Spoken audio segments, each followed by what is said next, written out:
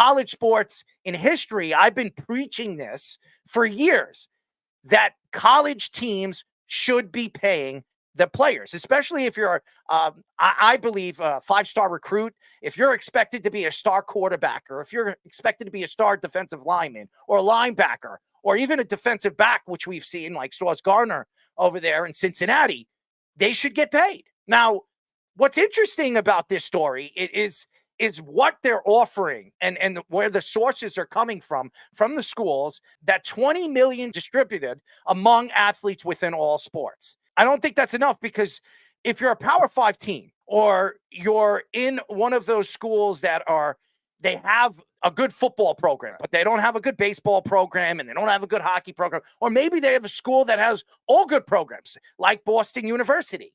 They have a good football program. They have a good basketball program. Not a great one, but a good basketball program. And they have a great hockey program. So how do you distribute $20 million? That's my question. How does this work? And that is where they have to be in sync with, obviously, the NCAA and with all these athletic organizations, especially with hockey, basketball, football, and baseball. $2.7 billion in damages over the last 10 years, student athletes that were affected by federal antitrust issues.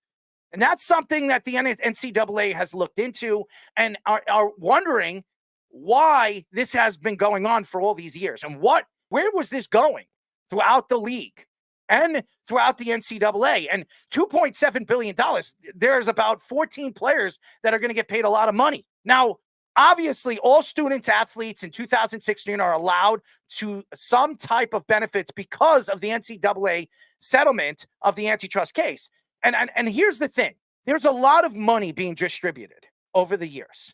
There's a lot of colleges, and there's a lot of players. And for years, I believe institutions were paying these kids under the table, and it was illegal. And now, with the NCAA agreeing or going to agree to give them an opportunity to make some money and have millions and millions of dollars before they even step on a football field, before they step on a baseball field, before they step on a hockey rink, or even a track and field, track. To me, there has to be something. And I don't think like I said, going back to the $20 million, I don't think that's enough, because there are a ton of schools that have great programs.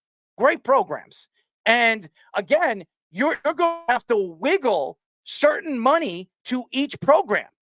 Now, like I said, if it's a Power 5 school, like Alabama, look at the softball team, the women's softball team. They have a great football team. They got a great basketball team. I don't know much about hockey over there in Alabama, but there's 3 schools right there. There's 3 programs right now that are bringing in great recruits.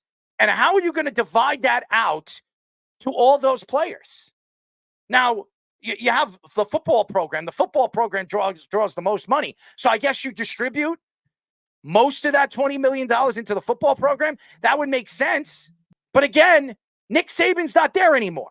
Where do they go with that? That's something that has to be looked at. And that's where college, football and college baseball and college basketball, there has to be something connected to it where it makes sense. I don't know how they're going to figure this out. And again, $20 million, is that really enough? Because there are football players, like we were talking about Rashada, who was offered $14 million by himself, $14 million, and they promised his father $1 million. That's $15 million. That's practically, I would say, 85% of the money they're talking about of $20 million. What could this cause? And I'm going to explain what can this cause. Even though they agree to $20 million, there's still going to be money thrown under the table. There's still illegal stuff that's going to happen in college football. And again, I don't know how it makes sense that this is going to work. I know a lot of people are going to say, well, this will work and that will work. It doesn't always work that way. Money, these players are trying to make. These kids are coming from poor families. And it doesn't matter. Some of these softball girl players they come from very wealthy families and obviously they don't need the money. But if you can make that kind of money and you're going to make $1 million to play a softball game, of course they're going to take that kind of money. But again, it would bother me if there's some kind of negotiation to this. I don't know how this negotiation worked. And if these schools are really going to agree to this because the sources say that they are. How does this work in the long haul? Does it make sense? If you're a college basketball fan or you're a college football fan, how does this work? If you believe like Duke is known for their basketball, but they have a pretty good football program. Now, they have a kid named Cooper Flagg that's going over there. He is going to be a big-time athlete over there with the Blue Devils.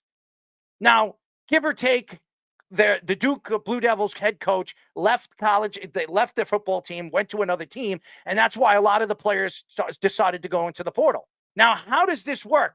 Now, if this player was offered this money when he decided to pick Duke, and he got that money, or he gets it divided out by the school for a certain amount of time, certain amount of years until he becomes an NFL player or until he finishes his degree. How does that work if he goes into the portal? How does that make sense?